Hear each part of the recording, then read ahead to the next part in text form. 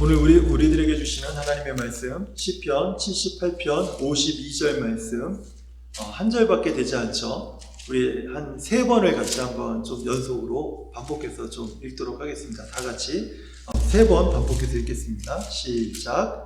그가 자기 백성은 양같이 인도하여 내시고 광야에서 양떼같이 지도하셨도다.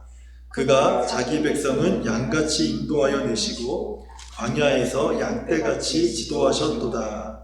그가 자기 백성은 양같이 인도하여 내시고 광야에서 양떼같이 지도하셨도다. 아멘. 리더십의 중요성은 아무리 강조해도 지나치지 않는 것 같습니다. 제가 학생 시절 또 청년 시절을 지나오는 동안 수많은 스승들이 제게 리더십을 가르치면서 그 중요성을 강조해 왔었습니다. 더불어 이 리더십의 다양한 유형들도 배웠었는데요. 특별히 이제 월드티치라고 하는 기관에서 존 맥스웰의 리더십을 특별히 이렇게 훈련받는 그런 계기도 있었습니다. 또 그것들을 이제 강의하면서 리더십의 중요성을 깊이 경험한 적도 있었죠. 하지만 제가 내린 결론은 이 리더십이라고 하는 것은 강의실에 앉아서 배운다고 해서 이게 배워지는 것이 아니다. 이것이 제가 내린 결론이었습니다. 아무리 대학에서 리더십을 학문적으로 배운다고 해서 그것을 배운 사람이 세상의 모든 그 훌륭한 리더가 되는 것은 아니다라는 것이죠. 하지만 이 세상에서 이 지도자를 만드는 리더십들, 그러니까 리더를 만드는 유일한 학교가 있죠. 이 세상에 존재하는 모든 학교 중에서 이 학교만이 지도자들을 만드는 학교입니다. 어떤 학교죠? 혹시 알고 계시나요? 군대죠, 군대. 이 군대는요, 군대가 주관하는 학교를 세워서 그 군대에서 세운 그 학교에 들어간 학생들에게 무엇을 가르치냐면요, 지도자의 어떤 자격 요건들을 가르칩니다. 그리고 거기서 지도자들을 양성하고 그 학교를 졸업하면 실제적으로 각 군대에 배치가 되면서 리더십들이 되는 거예요. 우리가 이 학교를요, 군대 학교다 이렇게 부르진 않죠. 우리 한국말로는 사관학교다 이렇게 부릅니다. 육군은 육군사관학교, 공군은 공군사관학교, 해군은 해군사관학교 이런 식으로 해서 각 이제 군인들의 종류에 따라서 그 사관학교를 세워서 나라의 지도자들을 세우는 군대의 지도자들을 세우는 학교가 이런 사관학교죠. 이렇게 지도자를 양성하는 학교가 사관학교라면 혹시 이 세상에서 사람을 사람답게 만드는 학교가 어디 있는지 혹시 아시나요? 사람을 사람답게 만드는 학교. 이 소크라테스가 시장에 나가서 이런 질문을 했다고 해요. 한 청년에게 이제 옷을 만드는 곳이 어디냐 이렇게 질문했더니 그 청년이 굉장히 친절하게 잘 가르쳐 줬다는 거예요. 그리고 이어서 그럼 구두 만드는 곳은 어디입니까? 이렇게 물어봤더니 역시 그 청년이 아주 친절하게 잘 설명해 주었습니다. 그리고 마지막으로 이제 소크라테스가 그 청년에게 그러면 혹시 사람 만드는 것도 아십니까? 이렇게 질문했대요. 그랬더니 왜 미친놈 쳐다보듯이 쳐다보고 휙 가버리더라는 거예요. 이 세상에 사람을 사람답게 만드는 학교가 사실 존재하지는 않죠. 많은 그 학교들이 있지만은 그 학교들이 가장 이상적으로 바라보는 것은 그 학교를 졸업하면 사람들이 정말 사람다워지는 그런 인재들을 양성할 수 있는 학교가 되어지는 것입니다. 그런데 이 세상에는 그런 학교가 존재하지 않아요. 하지만 하나님은요, 이 사람을 사람답게 만드는 학교를 하나 가지고 있습니다. 이 세상에 존재하진 않지만 하나님만이 가지고 계신 이 유일한 학교가 존재한다라는 거예요. 하나님께서 이 처음 사람을 창조하셨을 때 그 모습처럼 하나님께서 빚어가는 학교예요. 이 학교에 들어가면은 하나님이 처음 창조하신 모습으로 변화되어져 가는 그런 어떤 모습을 갖게 된다는 것입니다. 하나님께서 사람을 창조하셨을 때, 처음에 창조하셨을 때요, 하나님의 형상으로 창조되었죠. 그래서 이 학교에 입학하고 졸업할 때가 되면요, 하나님의 형상으로 졸업하게 되는 학교가 바로 이 학교입니다. 이 학교의 과정에 참여하고 있는 사람들은요, 점점 하나님의 형상을 닮아가는 그 모습을 학생들에게서 찾아볼 수가 있다는 거예요.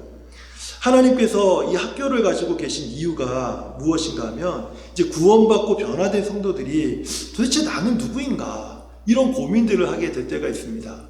도대체 예수 믿는다는 것이 무엇인가? 왜 예수 믿으면 이런 삶들이 내게 주어지는가? 이런 고민들을 하게 된다는 거예요. 그것을 우리는 한마디로 정체성이다 이렇게 이야기를 합니다. 성도의 정체성을 깨닫게 하기 위해서 하나님께서 이 학교를 우리 삶에 두셨다라는 것입니다. 그런데 사람들이 언제부터인가 이 학교의 이름을요 광야학교다, 광야학교다 이렇게 부르기 시작을 했습니다.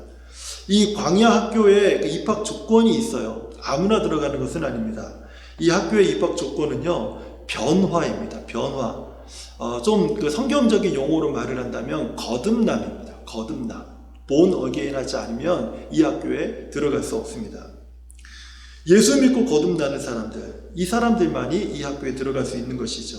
예수님께서 십자가에서 나의 죄를 위해 대신 죽으시고 부활하신 것을 믿는 사람들이 이 학교를 들어갈 수 있습니다. 예수님의 복음, 십자가의 복음을 믿는 이 사람들, 이게 바로 이 학교의 입학 조건이라는 것이죠. 이 광야학교에도요, 우리들이 일반 학교에서 배우는 필수 과목, 선택 과목이 있듯이 이 광야학교에도 필수 과목이 있고 선택 과목이 있습니다. 선택 과목은요, 무엇인가 하면 봉사예요, 봉사. 하나님께서 주신 여러 재능으로 교회와 성도들을 섬기는 것입니다. 그게 봉사입니다. 근데 필수 과목이 있습니다. 이 필수 과목을 반드시 이수해야지만 이 학교를 졸업할 수가 있죠. 이 필수 과목은 9가지로 되어 있는데요. 사랑과 희락과 화평과 오래 참음과 자비와 양성과 충성과 온유와 절제라고 하는 이 9가지의 성령의 열매를 맺는 것이 바로 필수 과목입니다. 이 학교에도 주 교재가 있어요. 메인 텍스트가 있습니다. 그것은요 성경 66권입니다. 학습 목표가 있어요. 학교가 교육하는 데에 대한 학습 목표가 있는데 그 목표는요 성숙입니다. 좀 우리 성경적인 용어로 한다면 성화라고 합니다. 교육 철학도 있어요. 교육 철학이 조금 어렵습니다. 교육 철학은요 조종과 순종입니다. 어저스팅 하는 거하고 오비디언스 하는 거, 이것이 교육 철학입니다. 이런 수업의 과정을 다 마치면 예수님의 형상이라고 하는 졸업장을 수여받는 학교가 이 하나님의 광야학교라는 거예요. 대부분 입학생들은요 이 학교에 입학할 때 대부분은 어떤 옷을 입고 입학을 하냐면 자기가 가장 강한 강점으로 디자인된 이 교만이라고 하는 옷을 입고 이 학교에 입학을 하게 됩니다. 그러나 이제 교만으로는 대처할 수 없는 아주 수많은 리포트 때문에 금세 학생들이 당황하게 돼요. 어떤 사람들은 성경에서 자기 삶을 조정하는 것을 매우 힘들어 해가지고 중간에 포기하고 학교를 떠나는 사람들도 많이 나타나게 됩니다. 이 반면에 말씀에 자기 삶과 생각을 조정하고 순종해서 이제는 교만의 옷을 벗어버리고 순종의 옷으로 갈아입어서 학교를 영광스럽게 졸업하는 사람도 많이 있습니다. 저는 오늘 우리 성도님들에게 이 광야학교를 제가 좀 소개를 좀 해드리려고 합니다. 이 광야학교를 소개하는 방법은 여러 가지가 있을 것입니다. 하지만 제가 생각할 때 가장 쉬운 방법 중에 하나는요, 이 학교를 졸업한 그 졸업생들을 소개를 하면 이 학교가 어떤 학교인지를 우리가 좀 쉽게 이해할 수 있지 않을까, 그런 생각이 들었습니다. 그래서 제가 이 학교에 졸업한 대표적인 졸업생들을 제가 여러 사람들을 이 시간 잠깐 소개를 하면서 광야학교에 대한 말씀을 좀 드리겠습니다. 이 첫 번째 졸업생은 어떤 사람이었냐면 아브라함이었습니다. 아브라함은 75세 아주 그 고령의 나이에 이 학교에 입학을 했습니다. 그리고 99세까지 졸업하지 못하고 끙끙거리고 있었어요.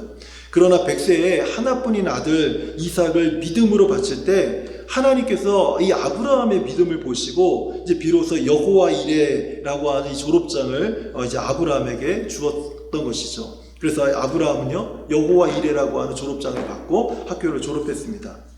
두 번째 학생은 이제 모세입니다. 모세는 40세에 큰 기대와 자신감을 가지고요 학교에 입학을 했습니다. 그런데 학교에 들어와 보니까 자기가 생각했던, 자기가 기대했던 이 학교의 모습과는 상당히 거리가 멀었습니다. 실망한 모세는 자기의 정체성을 잃어버리게 되었고요, 그 삶의 목적도 잃어버리게 되었습니다.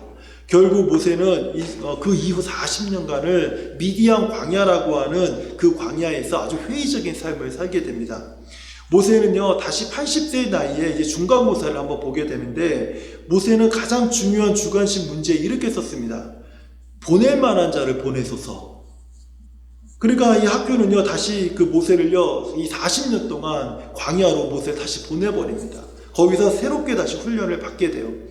이제 이 모세가 다시 한번 이 40년의 훈련을 받게 되고, 그 훈련을 마치게 되었을 때 나이 120이 되었습니다. 모세는요, 그때 비로소 정신을 차리고, 나이 120이 되어서 마지막에 기말고사를 치르게 되는데, 기말고사의 서술형 문제에 모세가 이렇게 썼습니다. 너는 마음을 다하고 성품을 다하고 뜻을 다하여 주 너의 하나님을 사랑하라. 모세는 이 답으로 인해서 학교로부터 엄청나게 큰 칭찬을 받았고요. 수석으로 이 학교를 졸업하게 되었습니다. 그리고 졸업식에서는요, 율법이라고 하는 별도의 수상까지 받게 되는 아주 큰 영예를 얻게 되었죠. 세 번째 학생이 누군가 하면요, 야곱입니다. 이 야곱은 젊은 나이에 입학했지만 끊임없이 이 점수가 낙제 점수를 받게 된 것입니다. 그러다가 이제 안 되겠다 싶으니까 이제 마음을 아주 독하게 먹고 야복강이라고 하는 그 강가에서 이제 추가적으로 이제 시험을 치르게 됩니다. 그래서 거기서 이스라엘이라고 하는 격려의 상을 받게 돼요. 그러나 또 정신 차리지 못하고 농땡이를 피우다가 이 야곱도 130살이나 돼서 졸업 논문을 쓰게 됐는데 그 졸업 논문이 패스하게 돼서 졸업을 하게 됩니다. 이 야곱이 졸업할 때 쓴 논문의 주제가 험악한 나그네의 긴 세월이었어요. 이 논문에 패스하고 졸업을 한 것이죠. 네 번째 학생은 누군가 하면 다윗입니다. 다윗은 어린 시절부터 우수한 성적으로 학교에서 주목을 받았습니다. 다윗은요, 학교에서 제출하는 문제의 핵심을 누구보다도 잘 파악하는 사람이었어요. 그 다윗만큼 이 학교의 교장 선생님인 여호와의 마음을 잘 이해하는 사람은 없었습니다. 다윗은 여호와께서 그 다른 학생들 때문에 안타까워하시며 같이 그 마음이 안타까워졌고, 그 여호와께서 눈물을 흘리시며 함께 눈물을 흘릴 줄 아는 정말 그 하나님의 그 마음을 시원케 하는 사람이 바로 이 다윗이었습니다. 하나님은 이런 다윗을요, 그 누구보다도 사랑하셨어요. 그래서 다윗이 졸업할 때는요, 전교생들이 기립을 해서 다 같이 일어나서 박수를 쳐주면서 다윗의 졸업을 축하하고 그 다윗에게 정말 다윗이 영예롭게 졸업할 수 있도록 모든 축하와 영광을 다윗에게 돌렸습니다. 그리고 다윗의 업적과 그리고 모든 사진은 학교 교무실 앞에 장식장에 아주 전시가 잘 되었고요. 다윗이 학창 시절에 썼던 시들은 지금도 모든 채플에서 낭독되고 불려지고 있는 아주 유명한 시들로 사람들이 기억하고 있는 것입니다. 이 다섯 번째 학생이 누군가 하면 데마라고 하는 학생이에요. 데마는 하나님의 학교에 입학한 시기를 아는 사람이 없습니다. 언제 입학했는지 잘 몰라요. 데마는 학교의 수업에 열심히 참석하려고 노력을 했습니다. 그리고 상당한 시간 동안 헌신도 많이 했습니다. 그리고 데마는요, 광야 학교의 리포트를요, 받을 때마다 그 데마는 이상할 정도로 그 리포트를 굉장히 버거워했습니다. 그 리포트의 주제가 주로 무엇이었냐면 그리스도를 위한 고난, 그리스도를 위한 헌신, 성도의 인내, 복음의 열정, 세속적인 삶의 절제, 이런 그 주제로 내야 되는 그 리포트를 이 데마가 받을 때마다 상당히 힘들어했습니다. 결국 데마는요, 이 리포트를 감당하지 못하고 하나님의 광야 학교를 자퇴하고 말았습니다. 여섯 번째 학생은요, 그 아나니아와 삽비라라고 하는 부부였습니다. 이 아나니아와 삽비라 부부도요, 하나님의 학교에 입학 요람을 보고 마음을 아주 굳게 먹었습니다. 우리가 이 학교에 들어가서 우리도 한번 정말 영광스럽게 한번 졸업해보자, 이런 마음을 가지고 이 두 부부가 학교에 입학을 했습니다. 처음에는 모든 것이 다 좋았습니다. 다 잘 되는 것 같았습니다. 그런데 광야 학교에 반드시 제출해야 되는 어사이먼트를 이 부부가 자꾸 거절하는 것입니다. 그것을 내라고 하면 자꾸 여러 가지 핑계만 대고 그것을 제출하지 않는 거예요. 그 어사이먼트가 무엇이냐면 정직과 하나님 경외하는 것이었습니다. 학교 측은 아나니아와 삽비라에게 매우 엄중하게 경고를 했지만 이 두 사람은 끊임없이 변명과 거짓말만 늘어놓았습니다. 그러니까 뉘우칠지도 모르고 계속해서 변명만 하고 있었습니다. 이에 대해서 하나님은 진노했고 하나님은 공동체에 일벌백계를 위한 아주 무시무시한 벌을 이 두 부부에게 내렸습니다. 그 벌이 무엇인가 하면 죽음이었습니다. 지금까지 저는 이 하나님의 광야 학교를 졸업한 4명의 인물과 중퇴한 2사람의 이야기를 제가 소개해 드렸습니다. 이 사람들의 이야기를 들으면서 우리 성도님들은 어떤 생각이 드셨는지 제가 잘 모르겠습니다. 그러나 이 하나님의 광야 학교는요, 예수님을 믿는 사람을 그리스도의 형상을 가진 성도로 세우기 위해서 존재하는 학교입니다. 하나님은 성도들이 그저 주일에 한번 교회에 와서 예배드리고 돌아가서 예수님과 아무 상관없이 생활하는 것을 원하지 않습니다. 하나님은요, 성도들이 예수님을 닮아가며 이 세상에서 하나님의 영광의 찬송이 되는 삶을 살기를 하나님은 원하셔요. 하나님은 성도들이 하나님의 형상으로 옷 입고 이 세상에서 소금과 빛의 삶을 사는 것을 원하십니다. 하나님은 성도들이 영광스러운 십자가의 복음을 증거하는 이 증인의 삶을 살기를 소망하고 계신다라는 거예요. 이런 삶이 성도된 우리가 그리스도의 형상을 닮아가는 참된 성도들의 모습이라는 것입니다. 그러나 우리가 성도답게 살려고 하면 우리를 방해하는 것들이 상당히 많지 않습니까? 예를 들면 연약하기 짝이 없는 우리들의 삶은요, 예수님을 닮아가는 것을 너무 힘들게 만들죠. 심지어는 여전히 우리 안에 남아있는 나쁜 습관들, 죄악된 습관들, 또 세상을 사랑하는 마음들이 은혜를 사모하는 우리 마음을 날마다 가로막고 있지 않습니까? 더군다나 우리 삶에 시시때때로 놓이는 사건과 사고의 문제가 있지 않습니까? 해결할 수 없는 질병과 가난의 문제도 있죠. 불안과 염려는 어떻습니까? 갈등과 혼란들은 견딜만 하십니까? 이런 이슈들은요, 우리가 따르려고 하는 신앙의 이유들을 굉장히 엇갈리게 만들고 있다는 것이에요. 이 모든 것이 총체적으로 우리 삶에 다가올 때 우리가 왜 이 세상에서 예수님을 믿는 성도로 살아가야 되는지 그 목적을 잃어버리고 또 그 목적이 때로는 날마다 희미해지게 만든다는 거예요. 이런 우리에게 오늘 우리가 읽은 본문 말씀은요, 아주 중요한 메시지를 주고 있죠. 시편 78편 52절을 보면 그가 자기 백성을 양같이 인도하여 내시고 광야에서 양떼같이 지도하셨다, 이렇게 말씀하고 계십니다. 사실 오늘 이 말씀이 오늘 설교 주제와 관련해서 생각해 본다면 이 말씀이 의미하는 바가 무엇이겠습니까? 하나님은요, 우리 신앙의 고민을 해결하시고 우리를 성도답게 빚어가기 위해서 하나님의 광야 학교를요, 우리 삶에 두셨다라는 거예요. 이곳에서 우리를 양같이 인도하시고 이곳에서 우리를 지도하시겠다라는 것입니다. 그래서 광야 학교는 어떤 사람들에게는 기쁨이 될 수도 있겠지만 어떤 사람들에게는 아주 고통스러운 고난의 시간이 될 수도 있습니다. 그러나 우리는 이 광야 학교를 통해서 우리를 향한 하나님의 선하시고 완전한 뜻이 무엇인지를요, 온전히 깨닫는 시간들을 갖게 된다는 것입니다. 그러면 어떻게 하면 우리가 이 광야 학교의 모든 과정을 잘 마치고 졸업할 수 있을까요? 우리가 살면서 겪는 고난과 아픔들, 그리고 수고의 눈물들, 또 받는 온갖 스트레스들, 또 때로는 성공의 웃음까지 이런 어느 것 하나 빼지 않고 모든 것을 아주 모범적으로 졸업한 졸업생이 한 명이 더 있어요. 이게 누군가 하면요, 요셉입니다. 요셉. 우리는 요셉을 통해서 우리가 겪고 있는 다양한 신앙의 고민과 문제들의 그 이유와 답들을요, 우리가 요셉의 삶을 통해서 찾아볼 수 있다는 것입니다. 이게 뿐만 아니라 우리가 지치고 힘들 때 어떻게 하면 이 시기를 우리가 믿음으로 지나갈 수 있는지도 우리가 알 수 있다는 거예요. 그래서 제가 이 시간에 먼저 요셉의 어린 시절부터 요셉의 마지막까지 한번 같이 함께 살펴보는 시간을 가지려고 합니다. 먼저 요셉의 어린 시절을 보도록 하겠습니다. 요셉의 어린 시절은요, 창세기 37장에서 시작이 되는데요, 요셉의 어린 시절은요, 꿈꾸는 시절이었습니다. 하나님께서 요셉에게 꿈을 주는 그런 계기였죠. 하지만 그 꿈 때문에 그 요셉은요, 형제들의 미움과 시기를 사게 돼요. 제가 볼 때는 요셉은 이 시기에 굉장히 철이 없었던 어떤 아이였던 것 같습니다. 그래서 형들에게 미움을 살 정도로, 시기를 살 정도로 자랑질하고 다녔던 그런 사람이 바로 이 요셉이었습니다. 결국 어떻게 됩니까? 결국 요셉은요, 형들에게 버림받는 상처를 받게 되죠.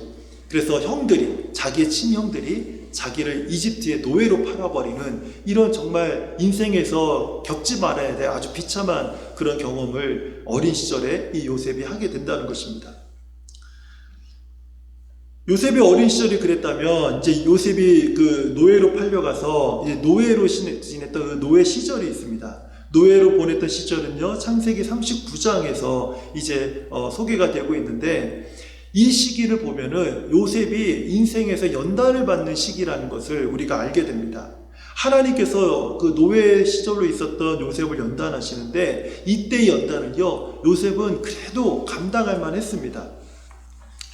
그 노예 중에 노예로 인정을 받았죠.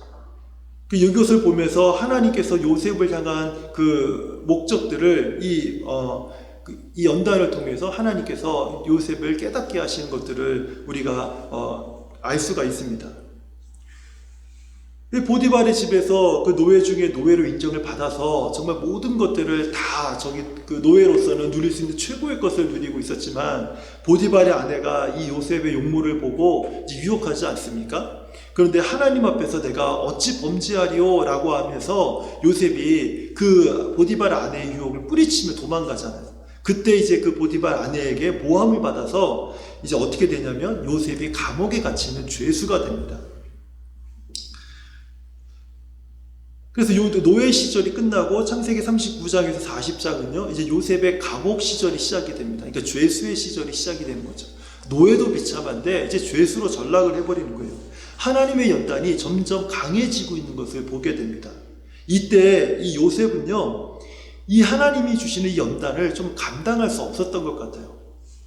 시편 105편 18절과 19절의 말씀을 보면요, 그 요셉은 그의 발은 착고를 차고 그의 몸은 쇠사슬에 매였으니 곧 여호와의 말씀이 응할 때까지 그의 말씀이 그를 단련하였도다. 이곳에서 요셉이 탄식하면서 이 보내는 이 시간을요, 많이 힘들어했던 것을 보게 됩니다. 하지만 이 요셉도요, 이 감옥에서 죄수로 있었지만 감옥의 그 사무장들이 그의 훌륭함을 보고 모든 사물을 요셉에게 다 맡기게 되죠. 그러면서 그 안에서 또 죄수들 중에서 또 죄수로 가장 그 많은 것들을 누리면서 살아가는 죄수로서의 삶을 살게 됩니다. 그러는 과정에 같이 수감된 두 명의 관원장의 꿈을 해석하게 됩니다. 한 사람은요, 술 맡은 사람이었고, 한 사람은 그 애굽 바로 왕의 떡 맡은 그 관원장이었습니다. 이 해석한 대로, 요셉이 해석한 대로 이것이 그대로 성취가 돼요. 그리고 나서 2년 후에 바로 앞에 서서 바로의 꿈을 해석하게 되는 그런 어떤 자리에 서게 됩니다. 그리고 요셉이 해석한 그대로 지난주에 말씀드린 것처럼 요셉은 그 꿈들이 이렇게 해서 이렇게 성취될 것이라고 이야기하면서 바로에게 크게 인정을 받게 되고, 또 애굽의 모든 신하들에게 인정을 받으면서 애굽의 총리가 되는 그런 엄청난 직위에 오르는 그런 사람으로 변모하게 됩니다.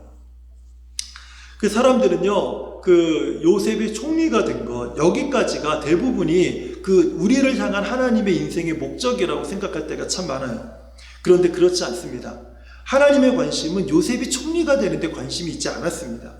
하나님의 관심은요, 요셉이 총리가 되는 것이 아니라 그 이후에 하나님께서 원래 요셉을 이곳까지 인도하셨던 원래 목적을 이루시는데 하나님이 더 큰 목적이 있었다는 거예요. 그 총리 시절에 마지막 창세기 41장에 보면 그 애굽으로 온 형들에 대해서 자신의 인생 또는 목적에 대한 그 비전을요, 확인하는 말을 요셉이 하게 됩니다. 제가 그 창세기 45장 5절, 우리 지난주에도 한번 제가 말씀을 드렸는데, 당신들이 나를 이곳에 팔았다고 해서 근심하지 마소서, 한탄하지 마소서, 하나님이 생명을 구원하시려고 나를 당신들보다 먼저 보내셨습니다. 당신들은 나를 해하려고 했지만 하나님은 그것을 선으로 바꾸사 오늘과 같이 많은 백성의 생명을 구원하게 하셨습니다. 요셉이 자기가 총리가 된 그 인생의 목적이 무엇인지를 이제 요셉도 분명하게 알게 된 것입니다. 그것이 무엇입니까? 수많은 사람들의 생명을 요셉이 구원하기 위해서 하나님이 요셉을 이 애굽 땅의 총리로 애굽으로 보내셨고 그 숱한 고난과 연단을 받으면서 마침내 총리가 된 것은 바로 이런 이유 때문에 된 것이라는 거예요. 요셉을 향한 하나님의 궁극적인 목적은요, 이스라엘을 구원하는 것이었습니다. 그리고 요셉을 향한 하나님의 목적이 성취됐을 때 요셉은 어떻게 됩니까? 성경에서 사라집니다. 이것이 하나님이 요셉을 향한 목적이에요. 여러분, 요셉이 사라지는 것에 대해서 우리는 슬퍼하지 않습니다.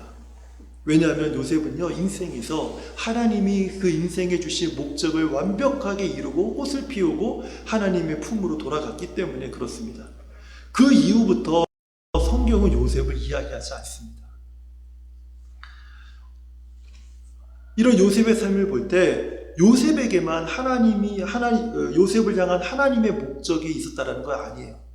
오늘 성도된 우리들을 위해서도 우리를 향한 하나님의 목적이 있다는 것입니다. 때로는 우리의 삶에 고통이 있을 때가 있어요. 사는 게 너무너무 힘들 때가 있죠.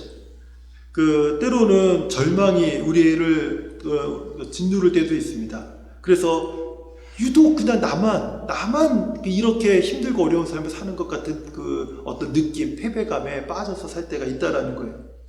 또 어떤 경우는요, 우리 인생에서 계획했던 아주 좋은 계획들, 꿈에 부풀었던 계획들을요, 실패해서 우리가 크게 아파하는, 크게 낙심하는, 좌절하는 그런 상황에 놓일 수도 있다라는 거예요. 때로는요, 우리는 또 고생해서 고생들이 우리 앞에 막 놓여 있어서 하는 모든 일이 힘들고 어려운 거예요. 손을 대는 것마다 또는 아니면 내가 계획하는 것들마다 다 틀어지는 것이죠. 심지어는요, 자녀들까지도 부모의 마음을 이해해 주지 않아서 정말 그 마음이 힘들고 어려울 때도 있다라는 거예요. 그럼에도 불구하고요, 이 모든 것은 하나님의 계획 안에 있다라는 것을 우리가 이해할 필요가 있습니다. 한번 제가 말씀드린 이 전체를 큰 그림으로 한번 보여드릴게요. 지금 화면으로 보시면 큰 그림이 아마 보이게 되실 겁니다. 우리가 과정에 있기 때문에 하나님의 계획과 연단과 훈련 등의 목적을 우리는 잘 이해하지 못할 때가 참 많습니다. 그러나 이 과정의 모든 것이 지나고 나면 우리를 향한 하나님의 선하시고 완전한 뜻을 우리가 깨닫게 된다는 것입니다. 그제서야 비로소 하나님의 사랑을 우리가 경험하게 된다는 것입니다. 그리고 우리는 그리스도의 형상을 지닌 성도로서 성숙한 삶을, 거룩한 삶을 살아갈 수 있게 된다는 거예요. 성도님들, 믿음이 무엇입니까? 믿음은요, 우리 삶에 보이지 않는 어떤 목표와 계획들을 향해서요, 내딛는 발걸음이에요. 하나님이 우리 삶에 앞에 보이지 않는 것을 두셨어요. 하나님의 계획이, 하나님의 목적이 우리 삶에 보이지 않습니다. 내일이 보이지 않아요. 그럼에도 불구하고 믿음의 삶이라고 하는 것은 그것을 마치 있는 것처럼 여기고 우리의 발걸음을 내딛는 것, 그것이 바로 믿음의 삶이라는 것이죠. 이제 제가 마지막으로 사진 한 장을 좀 보여드리려고 합니다.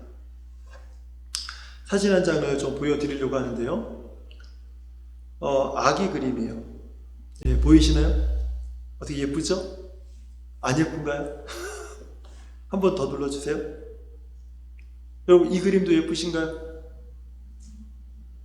이 아이와 젖병을 건배하고 있는 이 수염 가득한 넥타이 메고 있는 이 벌거벗은 이 아저씨의 모습이 예쁘신가요? 이 그림은요, 성도된 우리가 이 광야학교를 통해서 성장하고 성숙해야 하는 그 이유를 우리에게 잘 설명해 주고 있습니다. 때로는 우리들은요, 어린아이처럼 이 그림에 있는 이 아저씨처럼요, 기저귀를 메고 젖병을 들고 이렇게 살아가는 것이 성도의 삶의 전부인 줄 알고 이것을 기뻐하면서 살아가는 사람들이 너무너무 많다라는 거예요. 그러나 이것을 볼 때 우리는 참 가슴이 아프죠. 베이비가 이렇게 하고 있으면요, 너무너무 예쁩니다. 그런데요, 어른들이 이러고 있으면요, 징그러워요. 그리고 가슴이 아파요. 속이 탑니다. 안타까워서 어쩔 줄을 모르는 거예요. 왜 그렇습니까? 성장해야 될 사람이 이미 커서 어른이 돼서 어른답게 살아가야 될 사람들이 여전히 기저귀를 차고 젖병을 들고 이러고 있으면요, 누가 이것을 보고 기뻐하겠습니까? 우리 성도는요, 이 세상에서 하나님께서 가장 소중하게 여기는 사람들입니다. 그렇기 때문에 우리가 성장하고 성숙해야 되는 것입니다. 우리 성도는 하나님께서 자기 아들을 십자가에서 죽이시면서까지 우리를 구원하신 사람들이 바로 성도들이라는 거예요. 여러분, 성도가 누구입니까? 성도는 영광스러운 하나님의 기업을 누릴 사람들입니다. 성도는요, 세상에서 십자가의 복음을 증거하도록 부름을 받은 성령을 받은 사람들입니다. 성도는요, 연약해 보여도 질그릇에 보배를 담고 살아가는 사람들이 바로 이 성도들입니다. 성도들은요, 자기 능력은 보잘것없고 연약하기 짝이 없다 할지라도 하나님의 힘이 큰 능력을 따라 살아가는 사람들이 바로 성도들입니다. 우리 성도들은 이 세상에서 오직 하나님의 사람들이라고 불리는 거룩한 사람들입니다. 사랑하는 성도님들, 우리에게 주어진 삶을 이제는 우리가 헛되지 않고 헛되게 살지 않았으면 좋겠습니다. 우리가 성도로 불리는 사람들입니다. 우리는요, 하나님이 우리 앞에 두신, 우리 삶에 두신 광야학교에 입학을 해서 성도답게 빚어져 가고 있는 사람입니다. 오늘 내가 연약하고 오늘 내가 부족하고 오늘 내가 성도답지 못한 모습이 내 삶에 가득하다 할지라도 하나님은 우리를 향해서 오직 너 하나님의 사람아 라고 부르고 계신다라는 거예요. 지금은 연약하다 할지라도 이 하나님의 광야학교에서 하나님의 형상으로 빚어지고 있다는 것을 기억하십시오. 지금 우리가 힘들고 어렵다 할지라도 이 고난 속에서라도 하나님의 손이 우리를 돕고 있다는 것을 기억하십시오. 그러면 우리는요, 우리에게 주어진 삶을 헛되게 살지 않는 것입니다. 이제 우리가 예수 그리스도로 옷 입고 오직 하나님을 의지해서 하나님의 영광을 위해서 살아갈 수 있는 성도가 될 수 있다는 거예요. 성도는요, 하나님을 의지하여 그 마음에 기쁨과 즐거움을 얻는 자들이 바로 성도들입니다.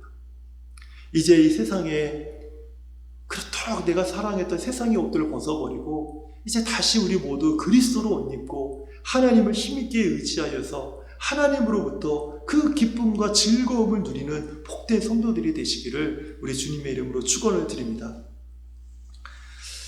제가 오늘 이 말씀을 준비하면서 어려운 일 당할 때라고 하는 찬송가 543장이 떠올랐습니다. 이 찬양의 가사는요, 어떻게 보면 오늘 이 말씀 전체를 잘 요약하고 있는 그런 찬송이 아닌가 하는 그런 생각이 듭니다. 우리 성도님들, 오늘 이 찬송가 543장을 우리 마지막으로 부르면서 설교를 또 떠올리시면서 지금 나의 삶을 되돌아보면서 우리 하나님 앞에 오늘 이 시간 기도하는 그런 우리 모든 성도님들 됐으면 좋겠습니다.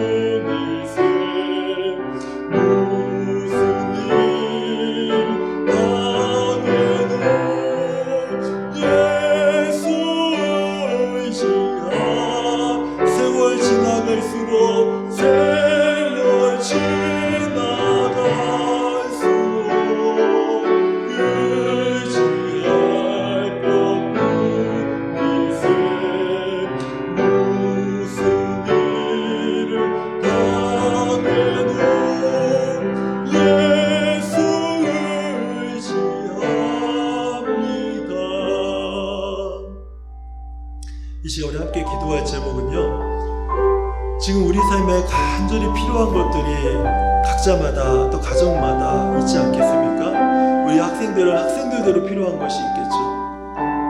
우리 또 어른들은 어른들대로, 우리 가정들은 가정에 각자의 필요들이 다 있을 것입니다.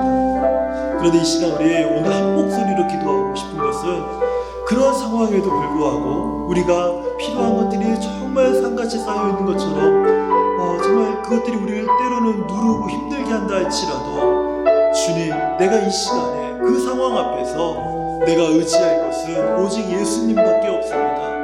예수님만이 나의 의지가 되십니다. 예수님만이 나의 도움이 되십니다. 내가 주님을 의지함으로 내 마음이 즐거움과 평안을 얻었습니다. 이런 믿음의 고백을 우리가 함께 기도로 하나님 앞에 올려드렸으면 좋겠습니다. 우리 다 같이 기도하겠습니다. 하나님 아버지, 감사합니다. 어려운 일을 당할 때 하나님, 우리들의 믿음은 참 부족하고 연약하기 짝이 없지만, 하나님, 이 시간에 오늘 우리가 마음과 믿음을 다하여서 우리 하나님 앞에 고백합니다.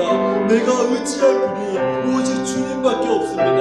하나님, 나의 모든 경제적인 필요 앞에서 내가 의지할 분은 내 예수님밖에 없습니다. 하나님, 우리 자녀들의 모든 필요를 채워주기 위하여 내가 의지할 이가 오직 주님밖에 없습니다. 하나님, 우리 사랑하는 모든 가정들이 아버지 하나님 주님 앞에 나와 하나님 많은 필요들 앞에 쩔쩔매는 모습으로 살아가는 것이 아니라, 그럴 때마다 바로 지금이 우리가 주님을 의지할 때입니다. 하나님, 내가 주께로 필요합니다. 하나님, 내가 내 마음에 하나님을 의지합니다. 하나님의 도움을 구합니다. 주의 손으로 나를 도와주십시오. 기도할 때 우리의 마음에 주님을 의지하여 마음의 평안을 누리고 기쁨을 누리며 즐거움을 누리는 우리 모든 성도들이 될 수 있도록 하나님 아버지 도와주시옵소서. 하나님의 성령께서 우리의 마음을 비춰주시고, 하나님의 성령께서 우리를 도와주셔서 아버지 하나님, 세월이 지나갈수록 우리가 온전히 주님만을 의지하는 우리 모든 성도들이 되도록 도와주시옵소서. 하나님, 우리가 웃을 때에도 주님 의지하게 하시고, 우리가 슬퍼할 때도 주님 의지하게 하시고, 우리가 위기 상황에 놓을 때도 주님이 의지하게 하여 주옵시고, 아버지, 답답하여 어찌할지 말을 알지 못할 때에도 우리가 하나님을 의지할 수 있도록 하나님 도와주시기를 간절히 기도하오니, 하나님 도와주시옵소서.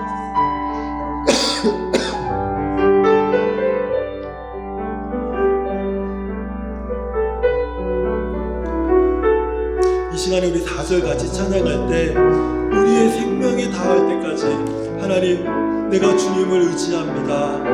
우리가 죽어서 천국 갈 때까지 내가 주님만 의지하겠습니다. 이 신앙의 고백을 우리 4절 가사에 우리 인절을 곡을 담아서 같이 찬양하겠습니다. 생명이 있을 동안에 예수를 신합니다. 천국 올라가도록 의지할 것뿐. 생명이 있을 동안에, 생명이 있을 동안에 예수를 신합니다. 천국 올라가도록 의지할 것뿐일세. 세월 지나갈수록 의지할 것뿐일세. 무슨 일을 당해도 예수 의지합니다. 세월 지나갈수록 의지할 것뿐일세. 무슨 일을 당해도 예수 의지합니다. 우리 한 번만 더 같이 기도하겠습니다. 이 시간에 우리 가정의 모든 필요들을 놓고 우리 하나님 앞에 기도하는 시간 되길 원합니다. 우리 주님을 힘있게 의지하면서 우리 가정의 모든 필요들, 우리 가정의 모든 기도의 제목들 하나하나마다 우리 하나님 앞에 간절하게 올려드리는 그런 시간 되기를 원합니다. 무엇보다도 우리 가정의 기도가 끝나면 내가 또 생각하고 하나님께서 내 마음에 떠올려 주시는 또 다른 한 가정, 두 가정의 우리 기도를 함께 또 드렸으면 좋겠습니다. 그래서 우리가 서로를 위해서 기도하면서 하나님, 우리 교회가, 우리 모든 성도들이 주님을 의지합니다. 주님을 의지하여 기도하며 하나님 앞에 나아갑니다. 이 마음으로 우리 함께 기도하도록 하겠습니다. 같이 기도하겠습니다. 하나님 아버지 감사합니다. 하나님께서 우리 사랑하는 우리 모든 가정들 하나님의 축복하시고 인도하여 주시옵소서. 특별히 아버지 하나님, 저희 가정을 하나님 주께서 지켜주옵시고 주의 손으로 도우셔서 아버지 민자의 연장과 아버지 하나님 모든 문제적인 문제와 아버지 우리의 거룩한 삶과 아버지 하나님 또한 나아갈 목회에 대한 모든 부분에 있어서 우리 하나님의 돕는 손길을 끊이지 아니하도록 하나님께서 도와주시기를 간절히 기도합니다. 아버지 하나님, 내 생명을 다하는 동안 오직 주님만이 나의 의지할 이가 되시오니 하나님께서 연약한 자를 도우셔서 하나님이 놓으신 힘과 능력으로 아버지 주어진 삶들을 잘 감당하도록 하나님 아버지 도와주시옵소서. 예언과 희영을 축복하여 주옵시고 예언이 준비하는 모든 물품 가운데 하나님의 지혜가 임하게 하여 주옵시고 아버지 하나님, 상상할 수 없는 아이디어와 창의적인 생각들이 아버지 그에게 부어진 바 되도록 하나님의 축복하여 주시옵고 능히 감당할 수 있는 의지와 결단과 아버지 하나님의 건강을 허락하여 주시옵소서. 영이를 붙잡으시고 하나님의 거룩한 능력으로 붙잡으셔서 아버지 귀가 열리며 입이 열리며 아버지 하나님의 살아있는 말씀을 통하여 그 믿음이 성장하고 하나님을 깊이 사랑하는 날이 되게 하여 주옵시고 장래의 소망을 하나님께 두어 하나님의 거룩한 인도하심 속에 아버지 하나님 정말 하나님의 큰 복된 삶을 누리는 날이 되도록 하나님이 축복하여 주시옵소서. 아버지 이승우 집사님 가정을 축복하시고 아버지 하나님 이주하는 모든 과정 속에서 아버지 하나님 모든 일들이 하나하나마다 형통하도록 하나님 인도하여 주시고 단 하나의 문제라도 아무 어긋나지 아니하도록 하나님께서 모든 일들을 형통하게 하나님 준비시켜 주시고 인도하여 주시기를 간절히 기도합니다. 하나님 박찬대 집사님을 축복하시고 아버지 하나님 이 시간 동안 일하면서 하나님의 돕는 손길, 은혜의 아버지 은혜가 능력에 아버지 충만하도록 인도하여 주시고 날마다 그 심령이 아버지 하나님의 주 안에서 아버지 살아있는 생명력으로 충만한 아버지 집사님이 되도록 하나님이 축복하시고 하나님 인도하여 주시옵소서. 아버지 하나님 이 자리에 함께 예배하는 날마다 아버지 만주로 섬기는 의정의 집사님을 축복하시고 아버지 그의 삶에 거룩한 능력으로 거룩한 삶으로 거룩한 하나님의 영광스러운 은혜로 채워 주시옵소서.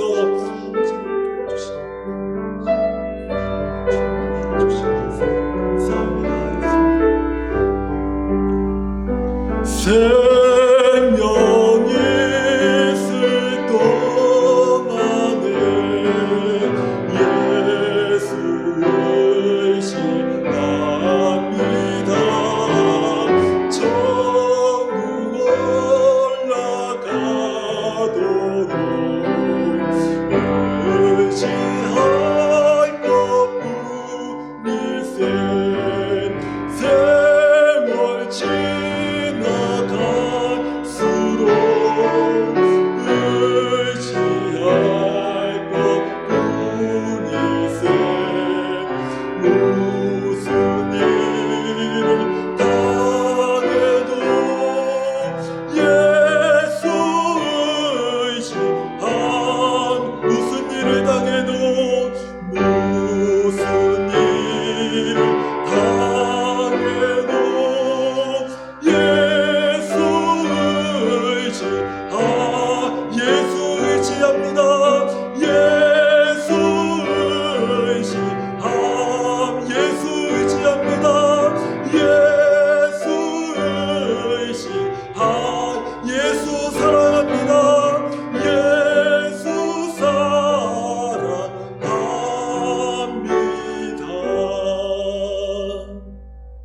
이제는 우리가 사랑하는 예수 그리스도 그분의 은혜와 우리가 의지하는 하나님의 그 놀라우신 사랑과 우리가 성령의 힘을 얻어 기도하고자 하는 성령의 위로와 교통과 감화하심이 하나님, 이제는 하나님의 광야 학교에서 하나님의 형상대로 빚어져 그리스도의 형상을 따라 영광스러운 성도의 삶을 살아가길 소망합니다. 다시마는 우리 사랑하는 모든 성도들 가운데, 특별히 우리 자녀들 가운데, 특별히 우리 청년들 가운데, 우리 에베네셀 교회 가운데 이제로부터 영원토록 함께 계실지어다.